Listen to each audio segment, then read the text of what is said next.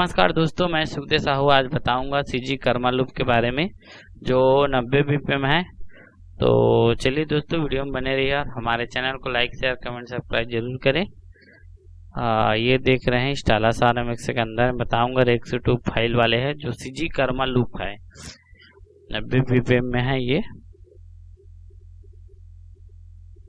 इस तरह से आएगा अपना, जहां डाले हैं हम कर्मा, देख रहे हैं के नाम से आएगा। ये देख रहे हैं कर्मा 90 बीपीएम। इसमें टोटल 16 फाइल है दोस्तों।